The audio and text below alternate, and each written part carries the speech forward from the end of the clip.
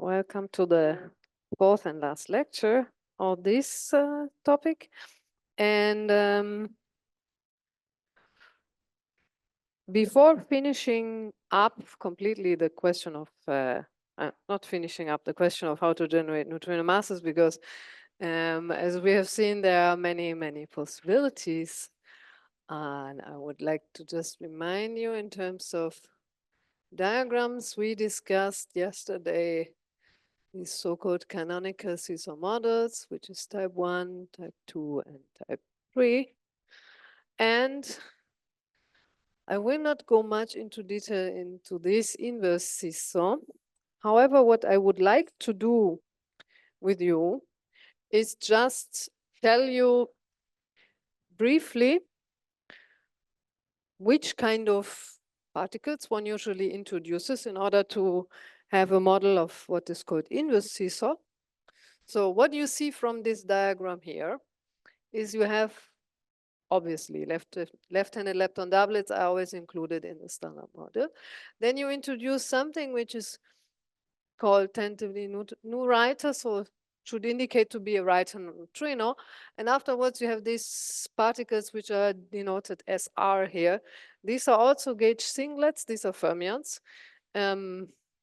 In this picture, they're chosen as right-handed. So what you add, just to be clear, is for we have 3 generations of left-handed lepton doublets, and then you have instead of having only one type, so to say, of extra new particle, you have this new right and you have this SR, these new S states, and you need to add a bunch of them in order to be able to explain what we know about light neutrino masses, namely to explain that at least 2 of them are massive. So the minimum what you have to add here now is 2 plus 2. So already more particles which you would otherwise add to the standard model for the canonical type 1 seesaw. Usually people add something like 3 plus 3. Then you would actually think, then if you look at the mass matrix of all these states, you would end up for the inverse seesaw. Now, let's do something which is called inverse seesaw. And usually it's denoted as 3,3 because you would have 3 of these new right and S states. And if you take a mass matrix for these guys now, together with the left-handed neutrinos, which sit in the left-handed lepton doublets, you will get a big mass matrix, which is, now it appears to be a 3 by 3 matrix, but each of the entries is itself a 3 by 3 matrix. So there's a 0, a big 0 here, a big 0 where there, a big 0 there, a big 0 there. Then you have this M nu D, which is this Dirac neutrino mass term. You have something here, which is, I call MRS. This is MRS transpose, and then there is something which I call US. Now, without telling you the basis in which I've written down this mass matrix, you don't understand what actually it refers to.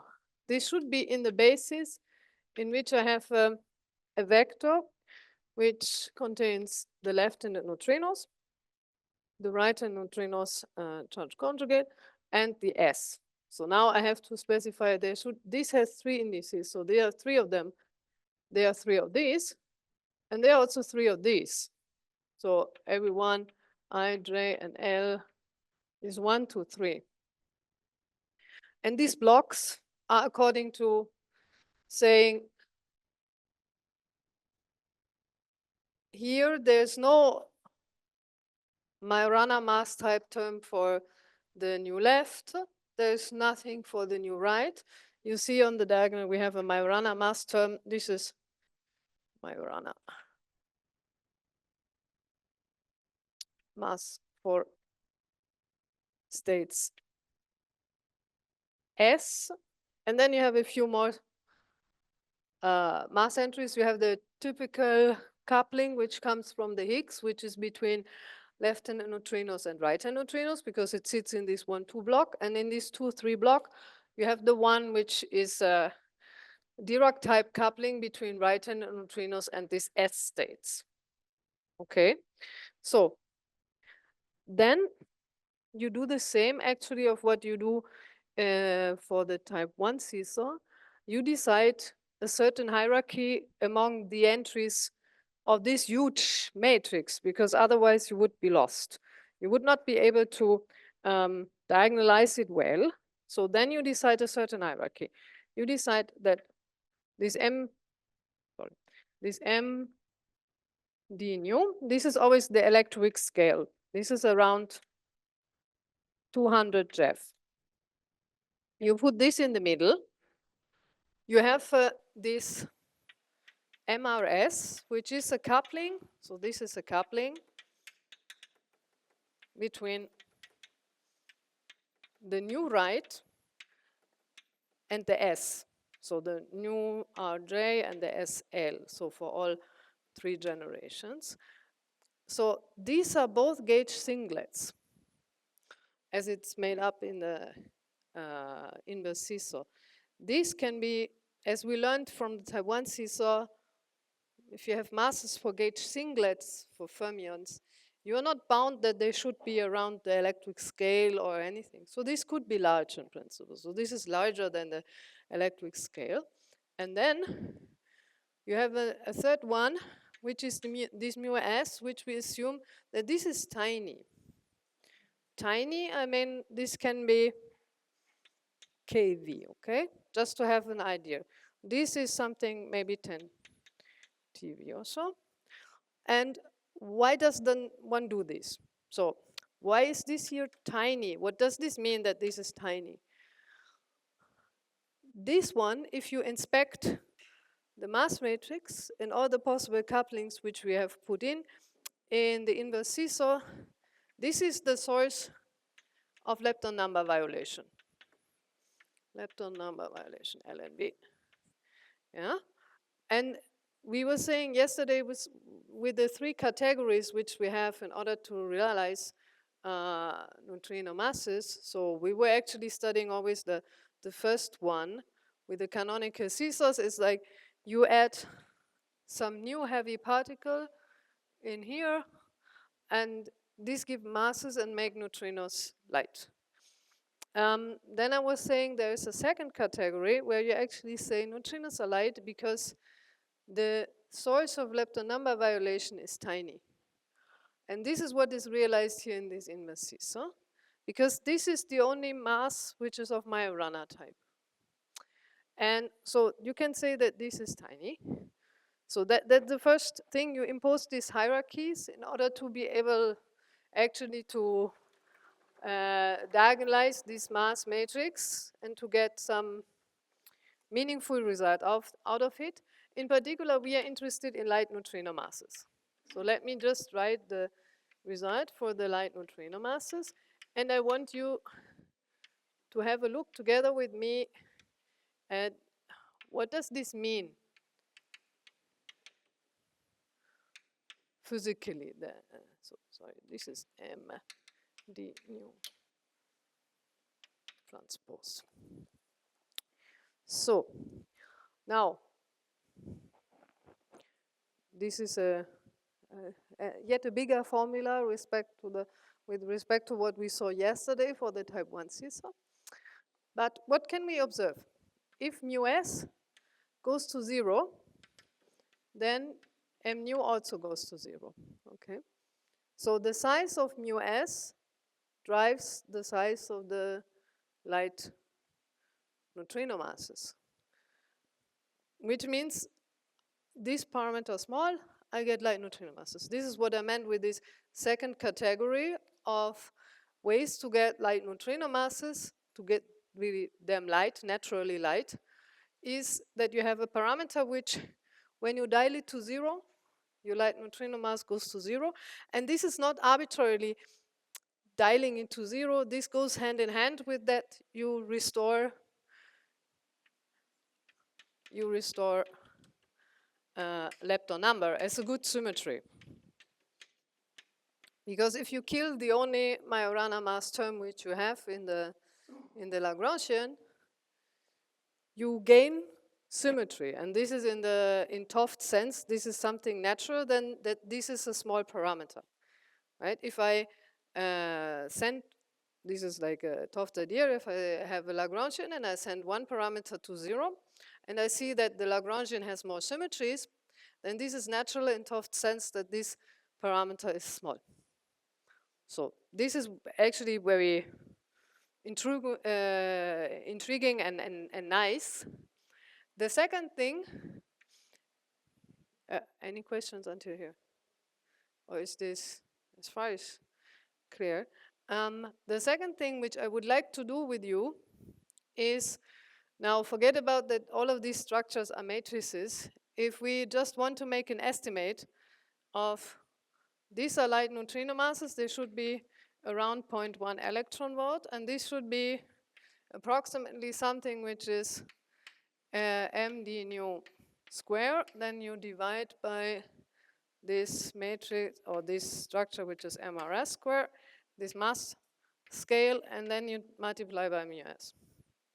Okay? Just to have an idea. So now I was saying,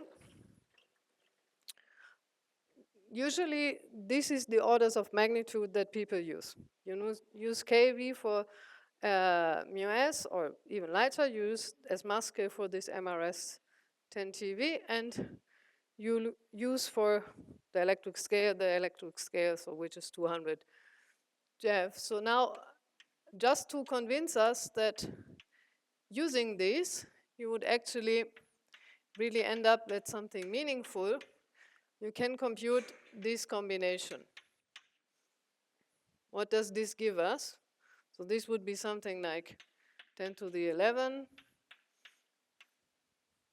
and this is 10 to the 13, then we square it. kV is 10 to the 3, and all of this is going to be an electron volt. So what do we get? This would be 1022 minus 26 plus 3. So then I will get 10 to the minus 1 electron volt. Very good. I managed to match up the orders of magnitude. Very good. But no, apart from jokes, you see now this is a way of generating neutrino masses of the right size of what is observed, while having no scale involved, which is larger than 10 TeV.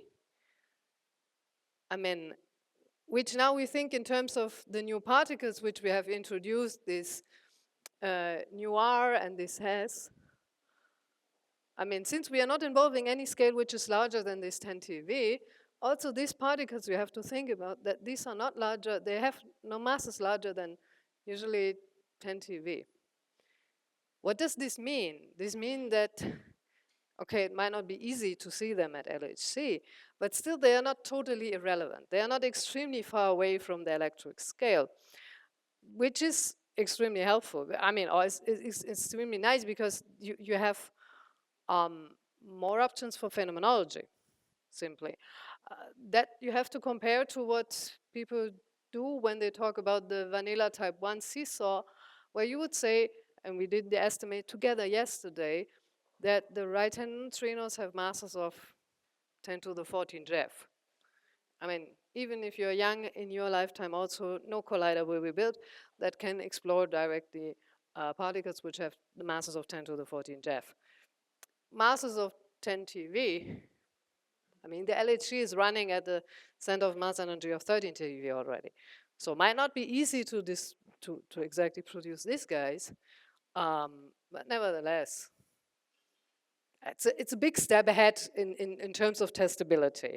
That's why this type of, or this class of ways of generating neutrino masses has been in the, let's say, last 10, 15 years to be considered extremely interesting.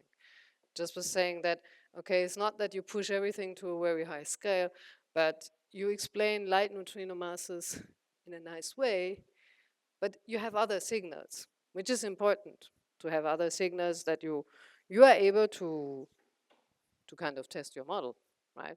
Not only through neutrino masses. Any questions until here? Mm-hmm.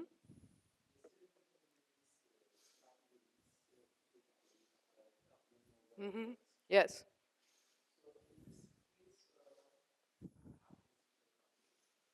I mean, the coupling actually is then identified with this mass scale here.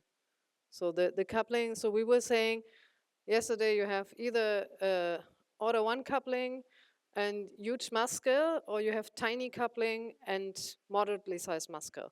So here, the mass scale which one talks about, because that's related to the new particles which I see, is this 10 TeV. And the unique coupling, which is small, is the one which sits in here. All other couplings would be moderately sized. Maybe not 1 exactly, but maybe 10 to the minus 2. Okay? Does this answer your question? Okay, so here you just come back. The one which is the crucial game player is this mu s, which is a Majorana mass coupling between the s. So, because that's the only source of lepton number violation. So you have to have some coupling which is between fields of the same type in order to break lepton number. Okay?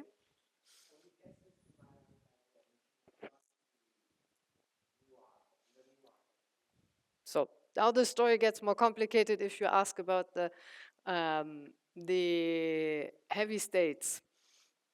If you ask about the heavy states, what you can do, forget about first the couplings to the left-handed guys, just to be conservative and say like, okay, I want to have an idea about the mass spectrum of the new states, of this new R and the S.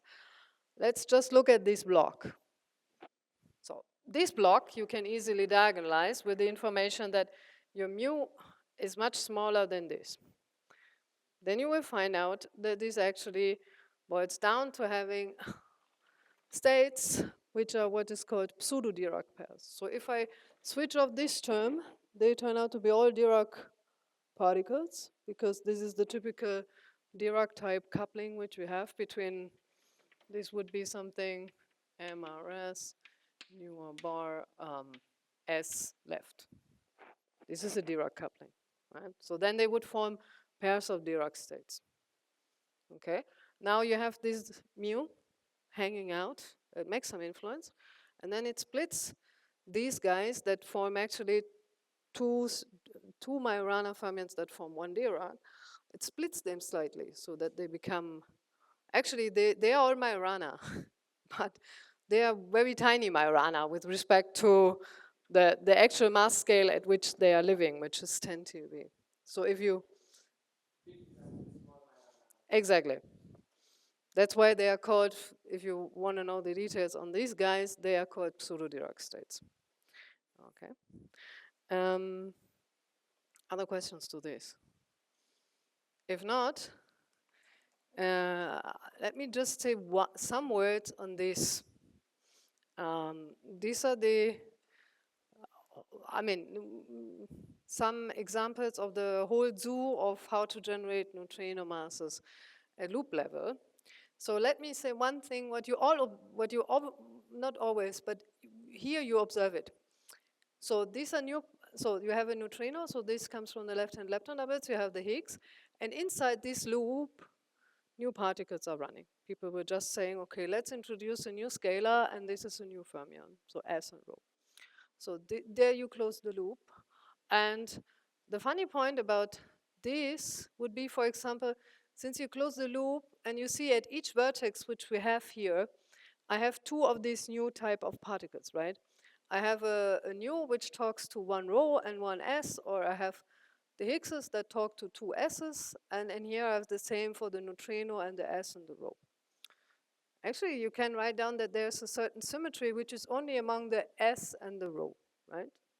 So this is like you can give a minus sign to each of them, and then you see that this loop is closed, and actually this is going in the direction of saying One of these new guys sitting in here could be a dark matter candidate. You know a bit about dark matter. You have heard of what this is. It's a larger part of our universe. I mean, it's more relevant than we all are, at least from the viewpoint of the universe. And it seems to be it's definitely not a standard model particle. It's a new particle, and it seems to be stable. At least we believe that. I mean, according to modern cosmology, it has been there for a long time, influenced structure formation, etc. So it has to have an extraordinarily large lifetime, and this means it has to be more or less, in the easiest, more or less a stable particle. You could think about maybe one of these new particles here could be even dark matter. So that would mean that's what people then say, we are able to explain neutrino masses and dark matter. So that would be in the context of something like that. You could go to another kind of model. This looks really weird, right? Because actually, if you look in here, in these now two loops, they're running quarks. Yeah? And this comes up because this funny scalar which you introduce here is what is called a leptoquark. That's a scalar which talks to leptons and quarks at the same time. It's a funny new particle. It's funny in the sense that this is a scalar which has color, so which means since it has color, it can be easily produced at LHC, which runs with protons. So that there are people like this, for example, because you have new colored particles. Here you have I mean, people get more inventive, so then you have 3 loops. And the question you could ask, okay, this all looks funny. Can I write down 4, 5, 6, 7 loops? So, any idea? Can I do 4, 5, 6, 7 loops for getting neutrino masses? Yeah, the calculation is getting increasingly difficult. One loop, most theorists can calculate. 2 loop gets 3 loop. You usually do estimates. It's not a precise calculation very often. But on the other side, I mean, if you have a loop, you usually, I mean, the theorists probably have all seen that. If you have a loop, you always put 1 over 16 pi square. So each loop gives you 1 over 16 pi square. This is roughly 160. And if you have n loops, you get n times 1 over 16 pi square. It turns out that taking into account the fact that all the new particles which you throw in, they should definitely not be lighter than the electric scalar, so because we have not seen them, okay? And on the other side, all the couplings which we have, you sometimes heard these people saying like, couplings should not be larger than 4 pi because then they are not perturbative anymore. Yes, couplings should be bounded from above. So couplings usually are bounded from above, and if you're conservative, you should say all the couplings are smaller than 4 pi. This means perturbativity, and the masses of new particles, they should be definitely larger than, often one says roughly 1 TeV, maybe this is half a TeV or so, but something like that. If you take this information together with this, and with the fact that each loop you have to pay a price which is 1 over 16 pi square, you arrive at the conclusion, even the theorists are limited in some way with their kind of fantasy, that usually you don't go beyond 3 loops. So it ends at 3 loops, simply because if you put in 4, 5, 6, 7, you would either be forced to put the couplings to higher values in order to generate neutrino masses, or to use particles, new particles in here which are very light, which actually are in conflict with current information which we already have from several experiments. So that's to say that neutrinos are really light, but they are not that light that you can allow them to be generated solely by 5 loop diagrams or so. Just sometimes people think that might be possible because neutrinos are very light. No, no, no. There is also, for us, there is a certain limit even for the neutrino. Any questions, comments to this? If not, I would say it's the moment that also we study here a bit Neutrinoless double beta decay. And since you already heard from Maura, you have seen the diagrams, and also Luigi was showing us diagrams for Neutrinoless double beta decay, I will skip a few things that I actually wanted to say, because we have seen this already. Let's go. I mean, you have seen this diagram. This is kind of the usual preparation one does, and say you start with single beta decay, then you arrive at double beta decay, and then you do Neutrinoless double beta decay. And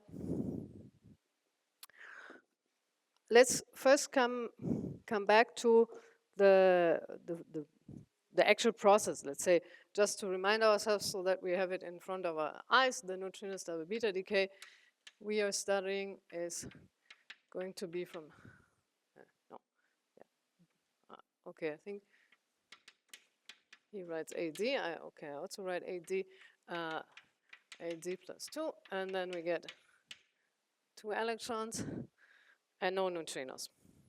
So this, again, to remind us, in terms of symmetry, means lepton number violation by 2 units. Then the first question is like, Maura was showing this to you already, is what you actually in experiments look at and what kind of information you can get is the energy spectrum of the 2 electrons, right? And then people show you the typical plot. This is the kinetic energy of the 2 electrons, and this is just the intensity, and then everyone says like, okay, the one with the 2 neutrinos, the one which is allowed gives you this bump because the neutrinos steal also energy. If you have no neutrino in the final state, obviously you get a sharp line. And then people say like, ha, this is fantastic and we can easily distinguish this, but now I'm a nasty theorist, and you have also seen Luigi was writing this down this morning. This is another possibility. Maybe it's not what you observe in the standard model, the 2 neutrino double beta decay, but maybe it's something exotic, but it's not only neutrinoless, but it has a new particle. This is what Luigi was saying. This is like when you have a final state Myron. So which means like the diagram looks like this. You have seen it.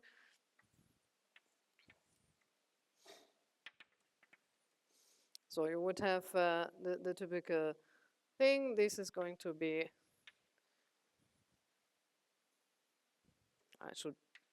let me draw it a bit nicer.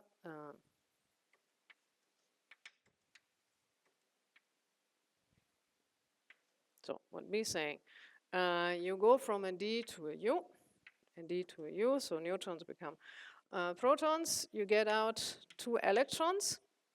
You have here this thing with the neutrinos, which are exchanged. These are the W bosons. And then there is something else which actually this Majoron is coupling to the neutrinos, and you get out a Majoron.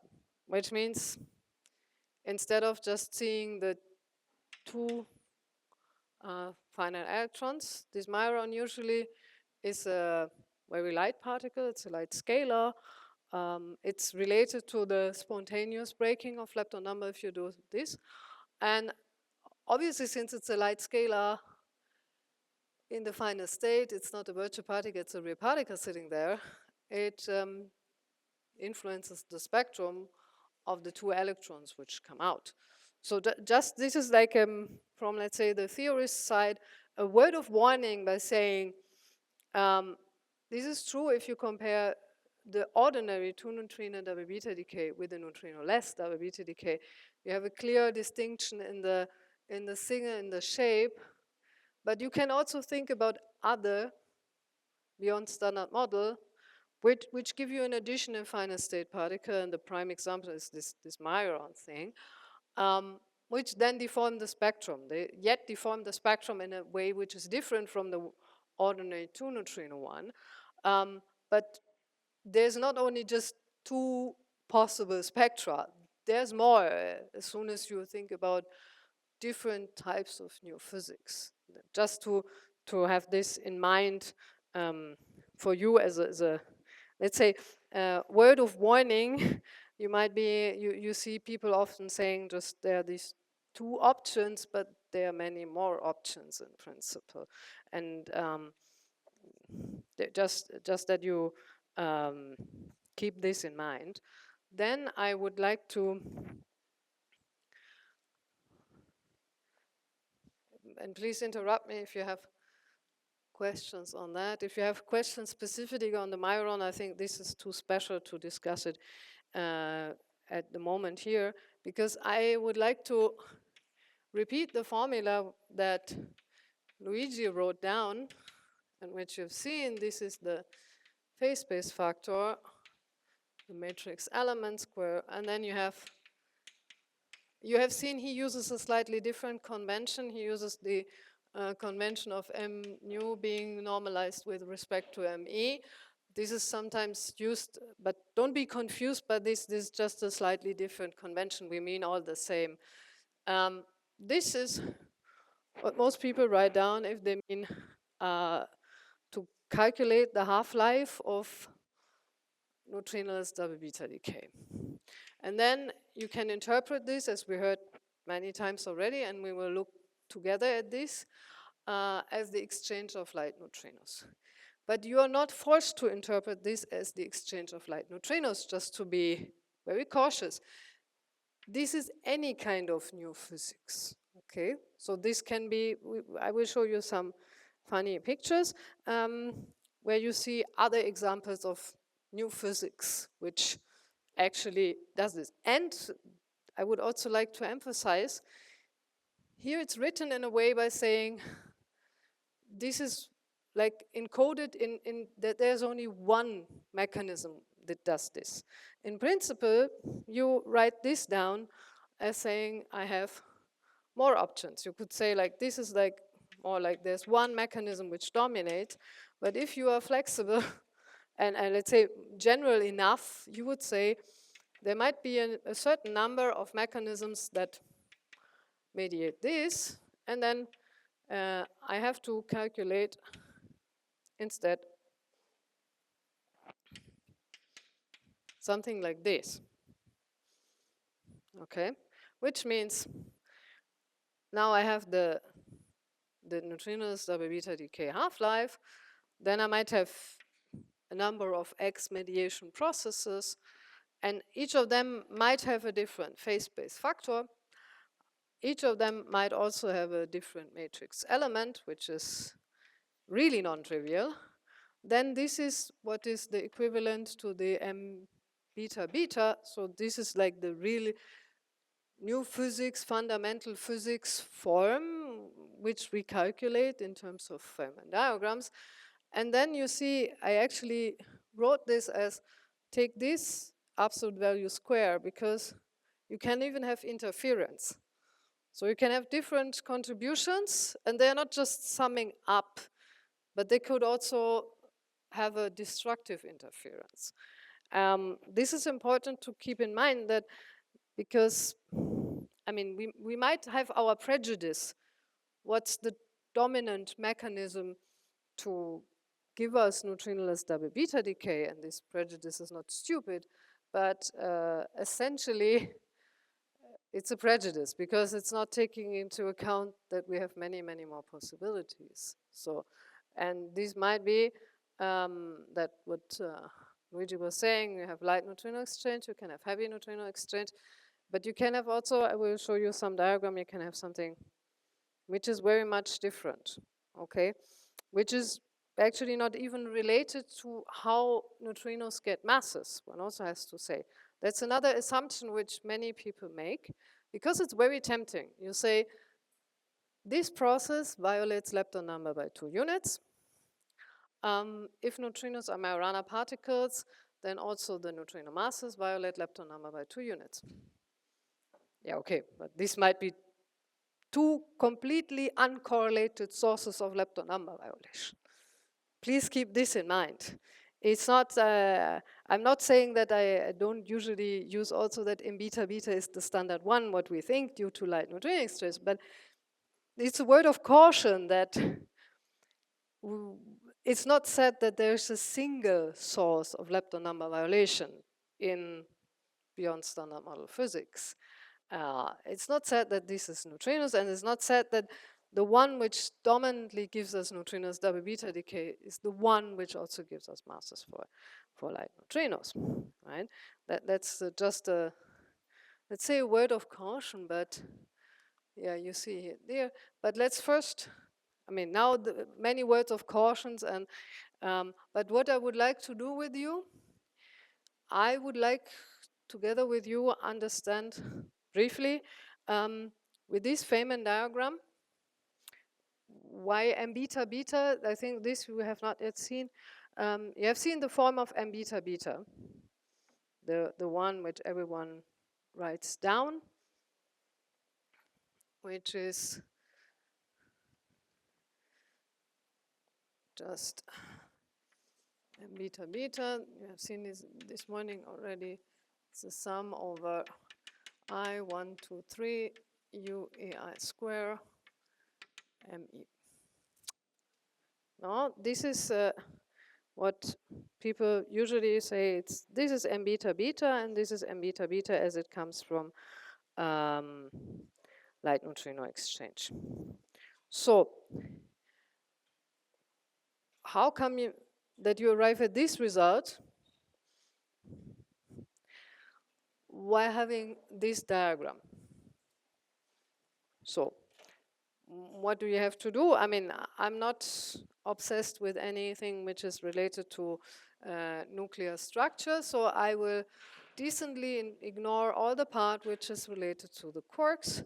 I will only focus on the part which is in here, and I will assume that the dominant one is light neutrino exchange. So we will try to compute the amplitude, which is related to this piece in here, yeah? And let's do this. So then you would say our amplitude, what we get, so this is the amplitude, will be proportional. I don't want to care about order 1 factors. Will be proportional to what? So I have weak interactions. So I have two vertices with weak interactions, so I definitely have G Fermi square, okay, just to have this, right? Then I have the part with the neutrinos here. I can have always all three neutrinos being exchanged. So I make a sum of all three neutrinos. I have to think about what's the corresponding interaction strength at each of these vertices, and that is where the PM&S matrix comes in. This is the UE square. Then I usually get a gamma mu. This would be because I'm coupling here to a W boson. I have to think about the fact that all my interactions are left-handed. So I will get here, this is the projector PR in this way written. Then I have a left-handed neutrino, I have a light neutrino, a fermion. This is the propagator of ui. I have this. I have another W boson. And then I have another projector. This is the P left. So just this is taking into account that we know in the standard model the interactions are left-handed, and as it's written in this in this ordering, so you get at one vertex the PR and the other vertex the PL. So what is this PR and PL?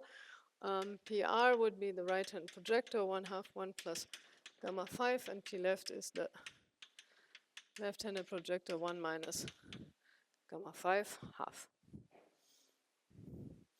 Okay, that's like what you get if you take a standard textbook, open this standard textbook, take the Feynman rules, write down the Feynman rules, and you're actually just computing this piece in here. Yeah. Now, usually it's very inconvenient to have the propagator like this. What we do, we write it squared, then you get p squared minus mi squared. That's an identity many of you have seen. Then this momentum which is exchanged, so we know this has an order of magnitude. Usually it's around 100 MeV, okay? Just to keep in mind, which means I can completely neglect what's here the light neutrino masses in the denominator. I end with something which is q slash plus mi divided by q square. Okay, good. So now I'm not sure whether I should say I'm sorry for this, but we have to do a bit of the gamma algebra because we have now the following two. We actually have two terms, right? There should be one which we would expect, which goes with Q, and there's one which goes with the mass. So we would have now our amplitude, which should be something like GF squared divided by Q squared. We sum, we have the U EI square, because we have the two vertices. Then we get the gamma mu, the P right, the Q slash plus mi, mu PL. Okay. So, do you remember what the definition of Q slash is? If we write these funny slashes, what's the... Exactly. So you get, this is Q. Let's look, use please alpha as index. This is just like the sum. Q alpha, gamma alpha. Okay. So then we can look specifically at the first part, which would be P gamma mu, PR, gamma alpha, gamma nu, P left. So now,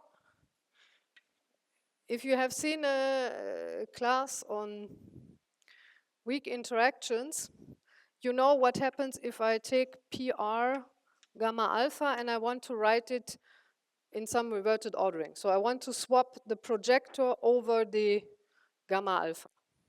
Have you seen that? So what happens? Then tell me the answer. If you have seen that, then you know the answer. I don't need to tell you the answer. The gamma alpha PL.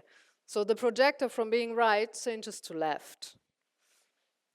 Okay. So we have done this once. We have to do this a second time, which means we get here gamma mu.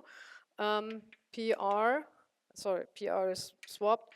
Gamma alpha, we get PL, gamma nu, PL. So we do it another time now, PL, gamma nu. What does this give if I swap?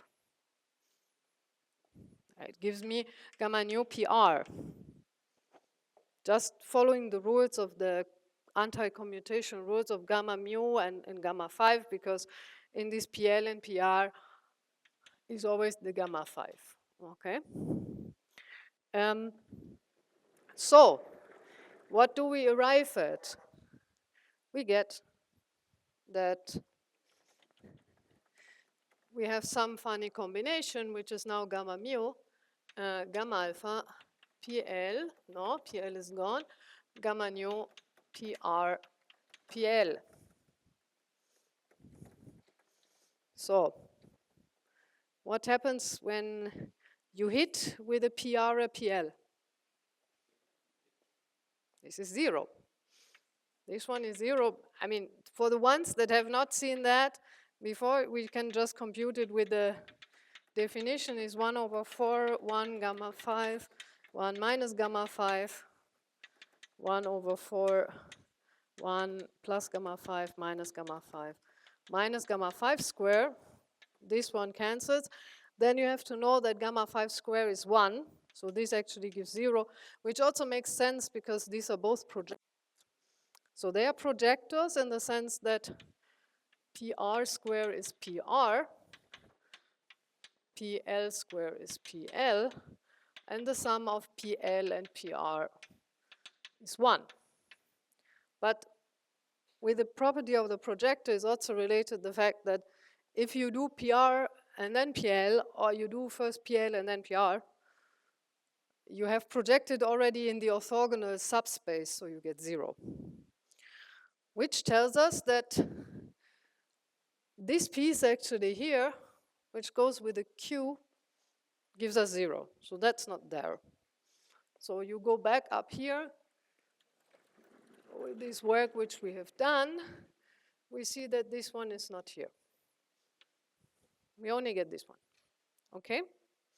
So now you could be very skeptical and say like, maybe also the other contribution goes to 0. Who knows? I don't want to trust these people here. I checked this myself. Then you would get a gamma mu, PR, gamma nu, P left. Then we do the same as we did before, gamma nu, PL, PL, and we said the PL is a projector, so we get instead of PL square, we write directly PL. So we get something which is not vanishing, at least, okay? This is what I wanted to point out. So this now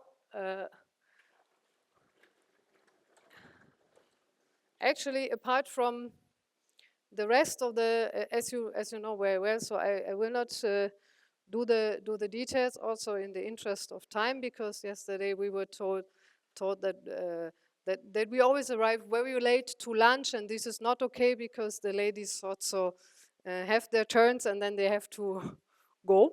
In this interest, we don't do the gamma mu, gamma nu fun. We just leave this for other times, which would mean you do traces over this and forget it. I mean, we're not going to do this now, but we see already what we actually get as a result, right? We see clearly that out of this, what we started with, it remains mi over q square. And if I'm just interested in this m beta beta piece, it remains exactly this combination, which I have the sum over all 3. Then I have the UEI square, and I have the mass of each of the light neutrinos as the weighting factor. Yeah, this is just my very poor person's derivation is not even a complete derivation. It's just for giving you a flavor, an idea of why this is the right structure. Okay. Do you have questions? Is that okay? It's not too boring. So yeah.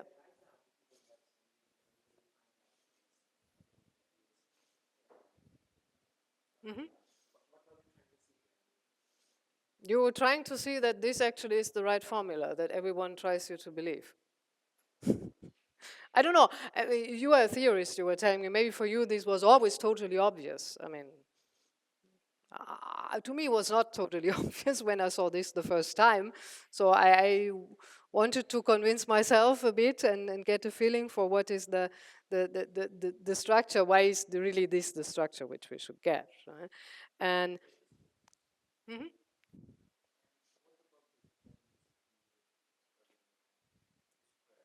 Yes. this is not relevant for there is a dependent. If you ask now the question, is this relevant for this structure in here where I have actually the different masses? No, it's not relevant in the sense that you see you actually saw that in principle here in the denominator you have something like q squared minus mi squared.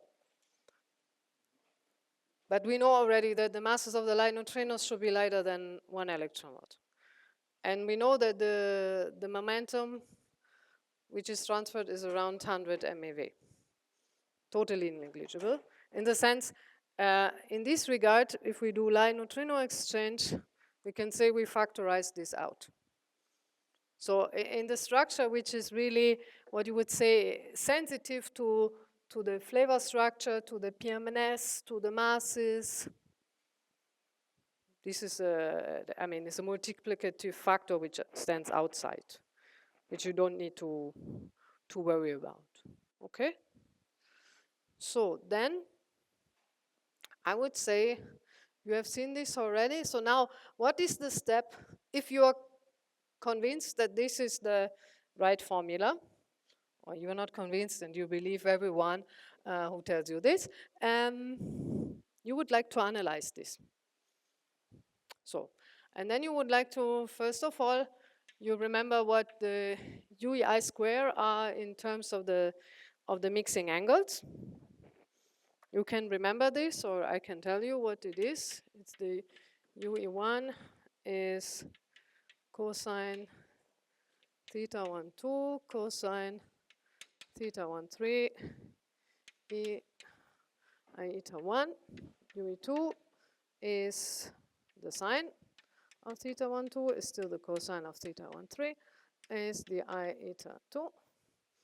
And the UE3, which we learned is 1, is the smallest one, is the sine theta 1, 3. And here you have the minus I delta. So with this information, you square it, you put it in, and you compute what you get out. So you need the absolute values because usually this gives you a complex number. So now you have to take, as was already said before, but just to emphasize, you take all the current knowledge which you have on the mixing angles, and you see in the standard parameterization which we're using, only the reactor mixing angle, the solar mixing angle appear. So you take the 3 sigma knowledge which you have about this angle and this angle, and you take also the knowledge which you have already on neutrino masses, which means in particular you take the knowledge that we have 2 choices still for the ordering, normal and inverted ordering. And you can express decided once for the ordering, everything, the 3 light neutrino masses in terms of the lightest neutrino mass, and then the 2 mass splittings which we have. Because for the 2 mass splittings, you will go again to some global fitter. For example, you go to new fit and you check what are the 3 sigma ratios, the 3 sigma ranges which they give you. Okay?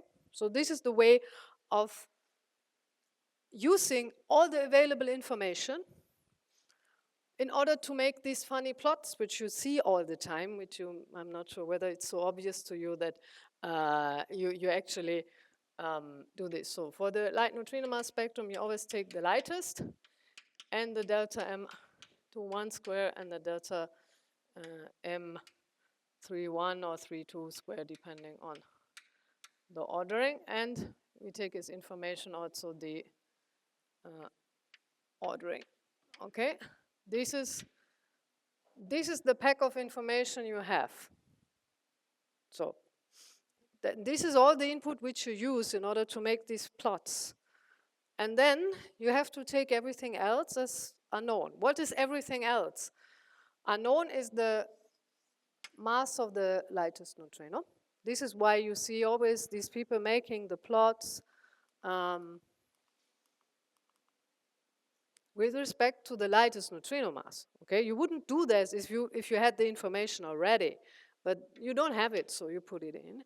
Then you also have to distinguish, as you see clearly here, whether it's inverted or normal ordering. And the rest is the 3 sigma of the known mixing angles, the known delta m squares, but in 3 sigma ranges. And what really makes the thickness of these bands, these areas, is the fact that we don't know what the Majorana phases are, which appear here. So you could think that there's also an influence of the Dirac phase.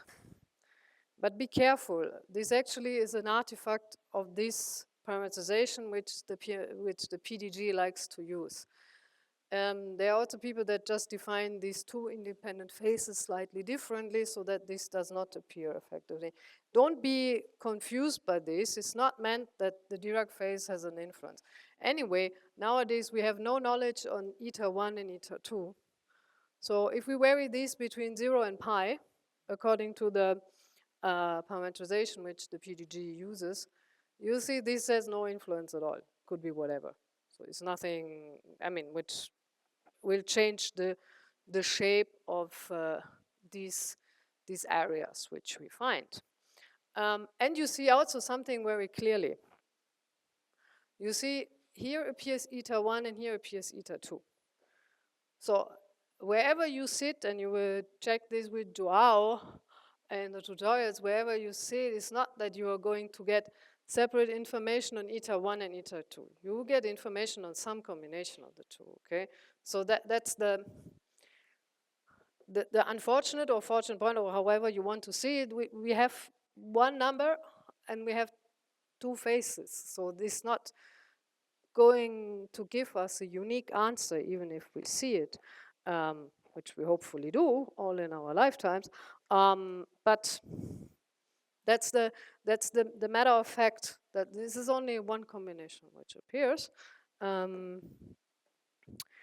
And I think all the characteristics of this plot you will study with Joao in the tutorials.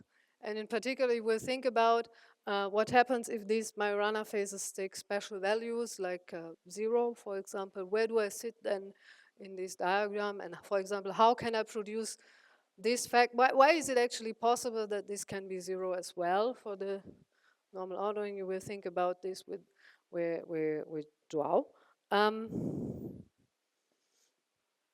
Yes.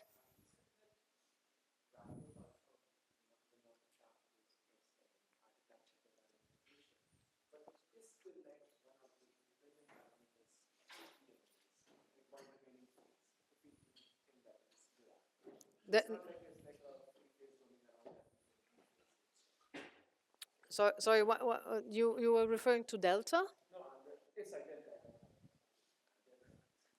This one. Yeah. No, but I mean, it's like, I mean, I've shown you the parameterization which the PDG uses as standard. But you can also use the parameterization for the Majorana phases where actually this one drops out of this expression. It's just a different, you see, so, I mean, it's the fact that in the definition of the PMNS, the PDG writes that you get this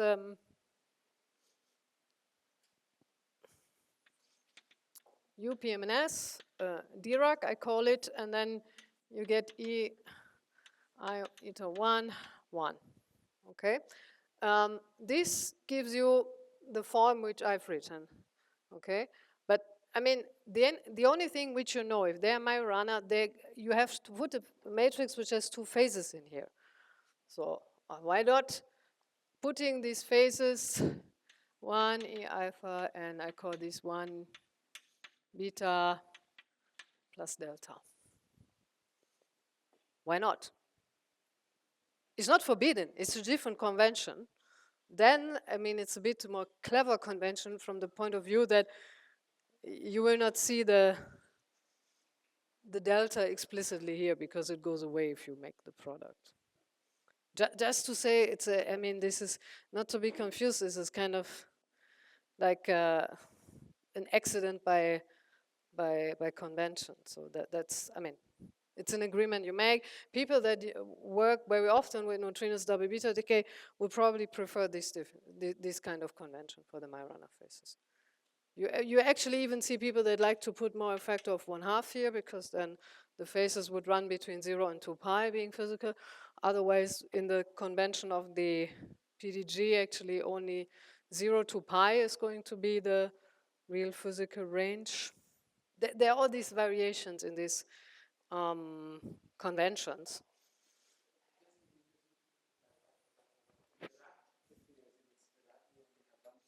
Exactly.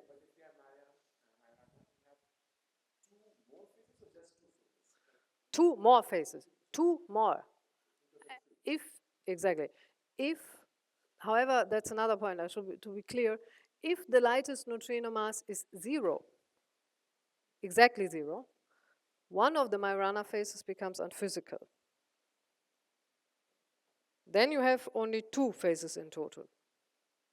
That now answering the question. Good.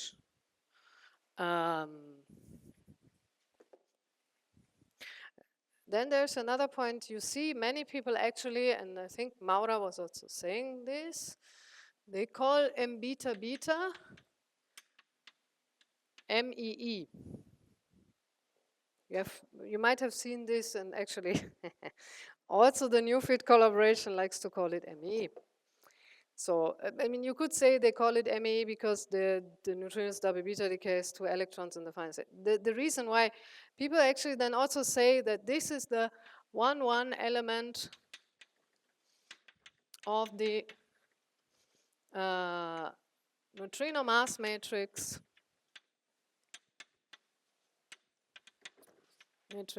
in the charged lepton basis. That's what people say. It's true. I would like to show this to you. It's not much effort to do. But actually, I think it helps because if you think about this as being an element of the mass matrix of the light neutrinos, you more easily understand that it's not magic that this might be really 0.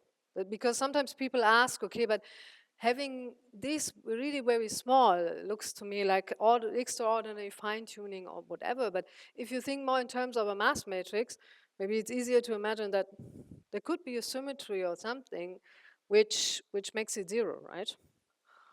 So I would like to show this to you. And for this reason, we start with what we were seeing before. We were seeing actually before that now neutrinos are always Majorana particles. We diagonalize the Majorana mass matrix in this way. Then we get M1, 0, 0, M2, 0, 0, 0, M3. And then we get for the charge currents, we know that there's this G squared 2, there's the W plus, there's a new alpha, or new. Now I'm saying explicitly I'm sitting in the mass basis for the charged leptons. Then I actually should put here sum over alpha. And that's also what we discussed about. If you sit in the mass basis for the charged leptons, you would say that these guys are related to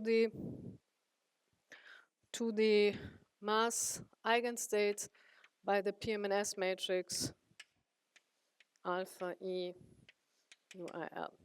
Yeah? That's what we have seen already. That's what we were saying. And you remember that we were saying that the PMNS actually is related. Now I wrote something which apparently seems to be totally unrelated.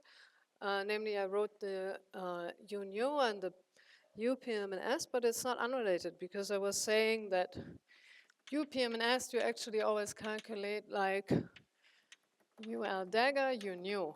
Now we were saying if we are in the basis for the mass basis for the charged leptons, so mass basis for charged leptons, then it means that their mass matrix is already diagonal. So the mass matrix for the charged leptons always looks like ME, mu, m tau, rest is 0. If this is true, I actually don't need this matrix UL, okay? You agree, then I don't need to do any transformation, then I would find out that in this basis, the new U nu actually gives me the PM&S, right? Let's put in this up there, but in the way that we are going to calculate what is the 1,1 entry of the M nu M. You see what I would like to reach? I would say now we put in this above, then I get a PM&S dagger, the MM nu, and I get a PM&S star, and this gives me this diagonal matrix.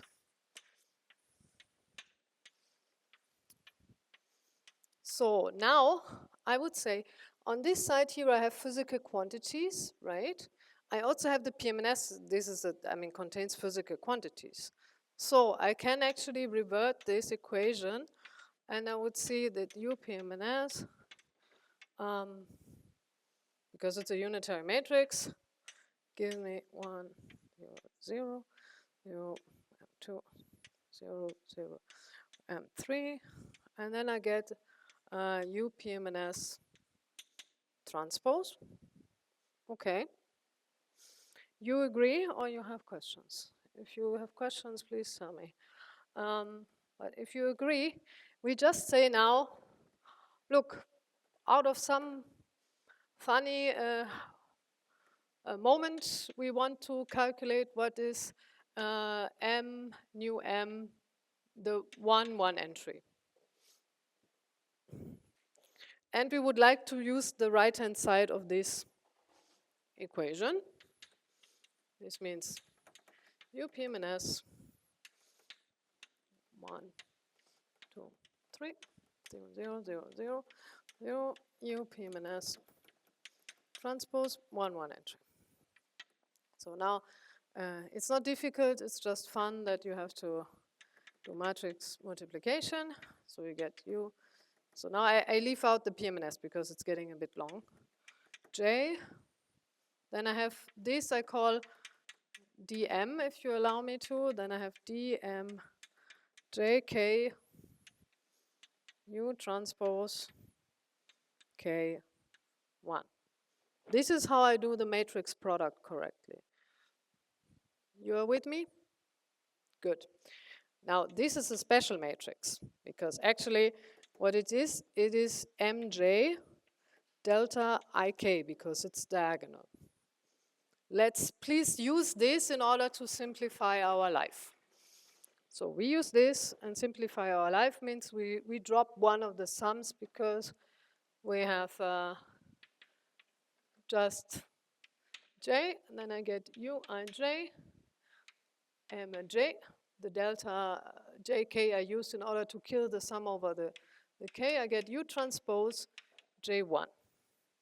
Okay, I can use that the transpose, u transpose j1 is nothing else as u1j.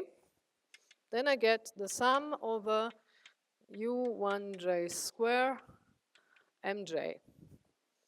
So usually conventionally in the PM&S matrix, the first index is not 1, 2, 3, but it's e mu tau. So then I put here the e rather than the 1, right? So this is like the convention of the PM&S naming, as we had it also in one of the lectures, is this. Yeah, okay, but this is exactly what we call m beta beta if we put the absolute value. Yeah? So just to say that this is why people often, when they call it MEE, they want to remind us of the fact that this in the charge lepton mass basis is like the 1,1 element of the light neutrino mass matrix. Okay, so this is, I don't know. It's rather easy to see, but it's always, I think it's always good to keep in mind and to know this once, to have seen this once. I would like to discuss very few things with you and can be very quick. So I have one idea what I want to discuss with you is now we are going in the direction of saying, as I was saying, maybe the dominant mechanism for giving us neutrinoless double beta decay is not this one, it's something else. And then just for you to have some knowledge about the terminology. So actually, if you want to ask yourself what are the two different possibilities of mediating neutrinoless double beta decay at the level of fundamental physics, then you would talk about two different types of interactions. One is long range and one is short range. So what is deciding on what you call long range and short range is if you compare it to the size of the exchange momentum, which is 100 MeV. So if the particles which you do use for the exchange or for the mediation of the neutrinoless double beta decay are lighter than this 100 MeV, and admittedly light neutrinos are lighter than the 100 MeV, you call this long range interaction. So long range, you would say the typical example is light neutrino exchange. Light Majorana neutrino exchange is this one. If you think about short range would be everything where the mass scale of the new particles which you have here, so let's say mass scale of new particles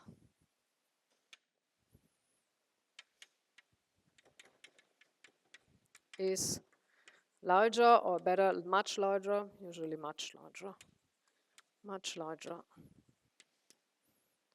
than our Q, which is around 100 MeV. Yeah, and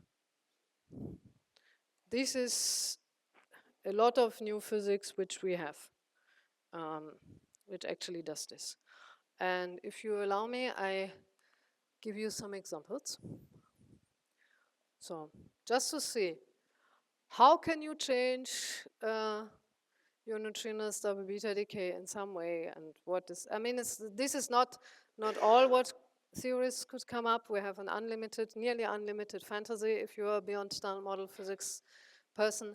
But just to say that already these three diagrams show you like categories of how you actually can modify what is giving you neutrinoless double beta decay. So point one, we know in the standard model that all the interactions to W boson are left-handed. So which means here in this diagram, everyone is left-handed. Yeah, but if you have new physics where you have like an equivalent, a heavy brother of the W boson, a W right, however, that only likes to talk to right-handed particles, you get this. Which means the final states still look the same. I mean, there's a different particle you mediate. It's now some sort of right-hand neutrino. But, I mean, it changed chirality. If you measure only the energy spectrum of the electrons which come out, you don't see that. Because the signal is still the same as the peak of the, at the end of the spectrum. However, if you look at some angular distribution, it makes a huge difference whether the ones which come out here are left-handed or right-handed. Just to say this. You can have something which is totally different in the sense of mediation, because what you see here is something which is called R-parity violating supersymmetry, where you actually here not have a gauge boson as mediator, but this is a new scalar particle. It's actually, let's say, a scalar copy of the electron. And then here you have a neutralino, how is it called? It's as mediator. So it's different. I mean, it's different particles which are simply mediated. And you can have, as what Luigi showed you, you can even have a deformation, so to say, in the sense that not even the final states are just the ones as you were thinking of, namely only two electrons. but you have the emission also of a new scalar of this Majorana. So, and this is a little set of examples of beyond standard model physics, which is actually not necessarily, so this neutralino is usually not related to generating neutrino masses. So this can give you neutrinos double beta decay, but it's not giving you any dominant source of neutrino masses. So you might have even a complete decorrelation between neutrinos double beta decay and neutrino masses, where they come from. And actually, that's the very last thing I would like to very briefly do with you. That's what is called, sorry, have you questions to this? Or you are all tired, extremely hungry, or what? I fully understand this. This is a particularly hard day because it's a pure theory day. Sorry for that. But what I will now put myself on the, let's say, on the converse side by saying, so we were always saying before, like, light neutrinos get masses, and we see if they have masses, they can give us neutrinos double beta decay, so we write down this diagram, which we love, and so forth, and blah, blah, blah. Put this differently. So let us be totally unbiased regarding light neutrino masses, and we see how, we say just one thing. We see neutrinos double beta decay. What do we learn about light neutrino masses? So the question is now, we have seen neutrinos double beta decay. And what does this mean for light neutrino masses? Anything, nothing? What do you think? What could it mean? So you have seen neutrinos double beta decay means you have seen a violation of lepton number by 2 units. So what does this mean then as consequence, if any? Does it mean anything for neutrino?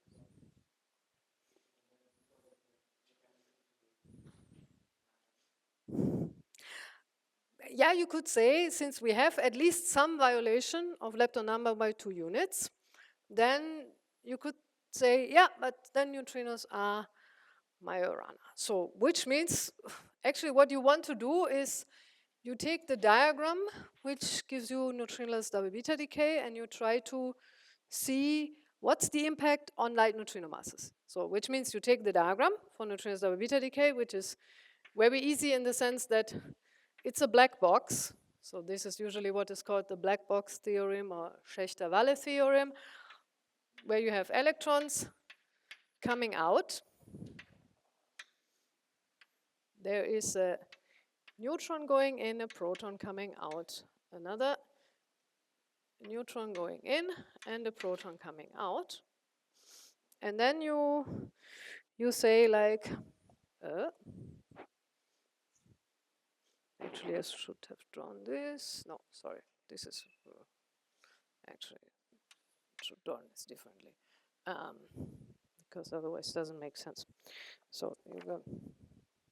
Sorry, I'm also hungry. It's late. So a proton comes out. Proton comes out. A neutron comes in. So I don't know why I came up with this. So this is neutrinos double beta decay because it says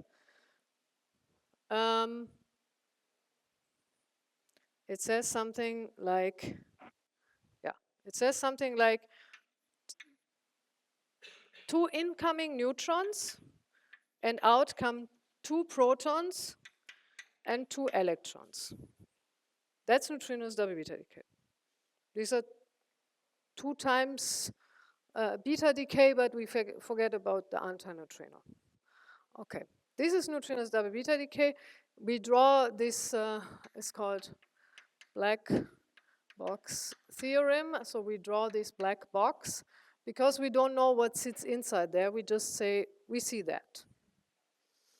So now how do you get from there, just with the help of standard model interactions, some neutrino masses, if any?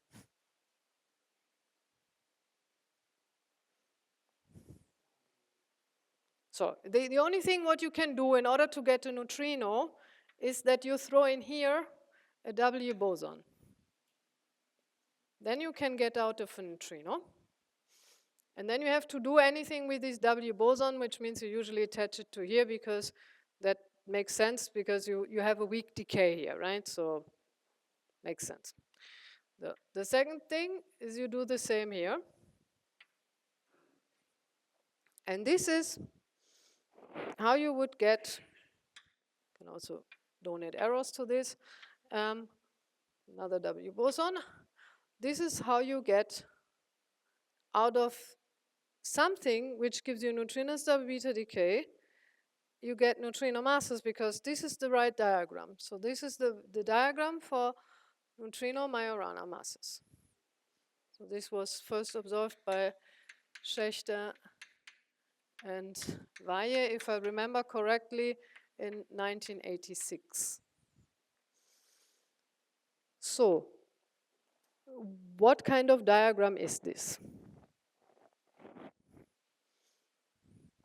So this is like, I mean, we have seen 1 loop, 2 loop, and 3 loop diagrams in order to generate light neutrino masses. This one here is 1 closed loop, 2 closed loops, a third closed loop, and a second closed loop. So this is a 4 loop diagram. Yeah, I was already telling you, usually we don't use 4 loop diagrams in order to give masses to light neutrinos because they would turn out to be too light. So this actually is not just a 4 loop diagram. This is also having in some other process already. So it's even more shielded if you want, because we don't know actually what happens inside this black box. This means if you take nowadays information on M beta beta, this would say like you take something, M beta beta is smaller than, I don't know, 200 milli-electron volt, something like that. I don't know, what's the, how did I put the current? I think I had something. The strongest limit, which is quoted by Kamland-Zen, 800. I think, yeah, they are more ambitious. They say it should be 122. But if you say this, or is something, you know, similar, okay? Something of this size. Don't take me please with this, take this with a grain of salt, but take the current limit on the half-life of this, try to translate this into something which could give you this diagram effectively, and then take into account that you have 4 loops in order to generate light neutrino masses. There is an estimate, a recent, I think 10 years old estimate.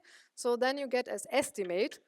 It's not so easy to do 4 loop diagrams, also if it's just standard model. So there's an estimate for the light neutrino mass contribution from this diagram. And the result is, what do you guess? If you should not know this. You are only allowed to guess if you really don't know it. What would you guess? What's the size of this? Okay. Okay, I don't give but I give only the answer that this is much smaller than delta M2 1 square root. It's much, much, much smaller than 0.0 whatever electron volt. I mean, it's much, much smaller. It's much, much smaller than 0.1. I mean, let's make it concrete. We say it's definitely much, much, much smaller than 1 electron volt. Much, much, much, much, much, much, much smaller. Okay, so really small, tiny. So it turns out to be extremely tiny, which means, to come back to the answer, does this actually tell us that neutrinos are Majorana particles? It tells you at maximum that they are a little Majorana, because still the big majority of the mass, which explains you the delta m squares, can be just Dirac. Okay, so I mean that's what you can learn, and I think this is a very important point to take away and to keep in mind always, that the sources that actually violate lepton number by 2 units and that give us neutrinos of beta decay and neutrino masses can be almost completely uncorrelated. They're really not that we can say one is giving you for sure the other of the desired order of magnitude. No. If we are unlucky or whatever you can, I mean, put a word that you like most, there might be a decorrelation, just to be clear about that. And one last thing is, the school is about neutrinos double beta decay. Why isn't it about any other process that also violates lepton number by 2 units and could tell us that lepton number is broken? I mean, you could think about, I mean, I give you one example, stupid example. Because neutrinos double beta decay, as we learned, it has huge experimental challenges. It has huge theory challenges in computing nuclear matrix elements. Why don't you look at something stupid, which is this? I think this was the decay. K on decay. No, it's not no. I mean, just say like, I mean, yeah, it's a fact of suppression and it's a fact of measurement. So if you look up the current limit for this guy, the current limit for this guy is 5 times 10 to minus 11. Coming from NA62, and they worked hard for it. If you look up how this would correlate with what is called m beta beta, give and take, it's 10 to minus 33 m, okay, MeE, because in electron volt and this squared. I'm not going to discuss this in detail, but just this sheer difference in numbers tells you you don't want to make this way, okay? Please continue all working on neutrinos double beta decay experiments. It's much, much more promising in ever seeing delta L equals to 2 than. Oh, nevertheless, people should also search for this, obviously, but I mean, you have better chances. And probably these are the final words for these lectures. And I thank you very much for the attention and the questions.